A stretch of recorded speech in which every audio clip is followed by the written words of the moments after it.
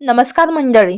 Doctor, प्रभावी वक्ते, अभिनेते, अव्वल राजकारणी नेते असे ठसदार व्यक्तिमत्व असणारे दिग्गज कलाकार म्हणजे डॉक्टर अमोल कोल्हे. छत्रपती शिवाजी महाराज या मालिकेमुळे ते नावारूपाला आले. महाराष्ट्रातील घराघरात जाऊन पोहोचले. मात्र या मालिकेची निर्मिती कोणी केली तुम्हास ठाऊक आहे का? जाणून घेऊ संपूर्ण माहिती. त्या अगोदर आपल्या चॅनलला सबस्क्राईब आणि लाईक केलं नसेल तर नक्की लाईक करा. तर मंडळी, या मालिकेची निर्मिती सुप्रसिद्ध कला दिग्दर्शन नितीन चंद्रकांत देसाई यांनी केली आहे. मात्र हिंदी चित्रपटसृष्टीतील सुप्रसिद्ध कला दिग्दर्शक नितीन चंद्रकांत देसाई यांनी कर्जत येथील एनजी स्टुडिओमध्ये गळफास घेऊन आत्महत्या केल्याची खळबळजनक माहिती समोर आली आहे. ते 58 वर्षाचे होते.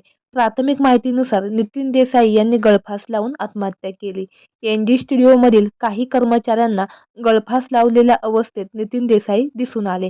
कर्मचाऱ्यांनी लगेच पोलिसांना याबद्दल कळवले.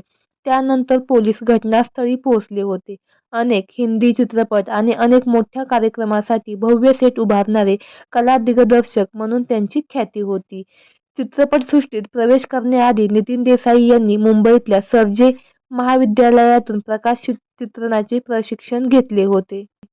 हम दिल दे चुके सनम, देवदास, लगान, जोधा अकबर, प्रेम रतन धन पायो यासारख्या सिनेमांचं कला दिग्दर्शन त्यांनी केलं आहे.